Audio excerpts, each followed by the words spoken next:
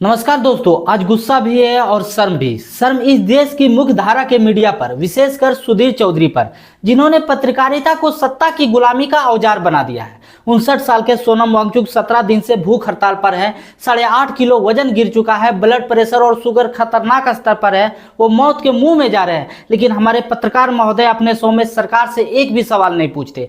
वो ये पूछने की हिम्मत ही नहीं जुटा पाते कि आखिर ये अनशन क्यों हो रहा है।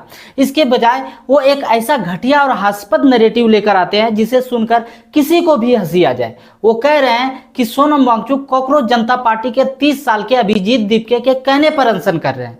सुधीर चौधरी जी, होश में आइए।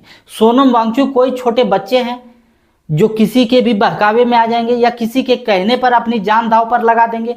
वो देश के एक प्रतिष्ठित व्यक्ति है, एक बुद्धिजीवी हैं, एक वैज्ञानिक है। लेकिन आपने अपनी रिपोर्टिंग में उन्हें एक मोहरा साबित करने की कोशिश की है। आप कह रहे हैं कि सोशल मीडिया पर लोग सरकार से अपील ना करें, बल्कि अभिजीत दीपके से अपील करें, क्योंकि वांगचुक की जान बचाने की जिम्मेदारी उसकी है।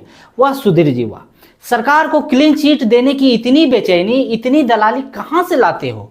अब सुनिए कि असली मुद्दा क्या है जिसे सुधीर चौधरी ने अपने आकाओं को बचाने के लिए दबा दिया।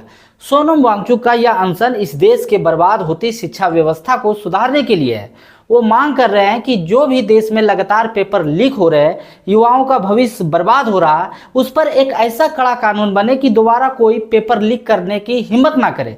लेकिन सुधीर चौधरी ने इस पर एक शब्द नहीं बोला। क्यों?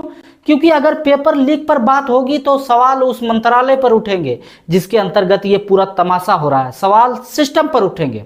मैं पूछता हूं कि जिस मंत्रालय के नाक के नीचे करोड़ों युवाओं का भविष्य पेपर लीक से अंधकार में जा रहा है, उसकी जवाबदेही कहां है? वो संबंधित मंत्री अब तक अपनी कुर्सी पर क्यों चिपके हुए हैं? वो इस्तीफा क्यों नहीं दे रहे हैं?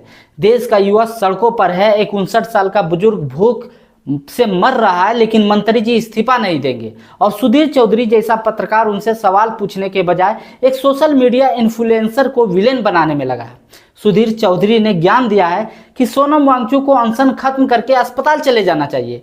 यह बात आपने बिल्कुल सही कही है। सारा देश यही चाह रहा है कि उनका जीवित रहना जरूरी है, लेकिन सरकार नहीं चाह रही है। और अब यह सवाल सोनम वांगचुक जी के साथ साथ सरकार से भी करना चाहिए था। लेकिन आपने क्या कहा? अगर आंदोलन करना है तो अभिजीत दीपके अनशन पर बैठे।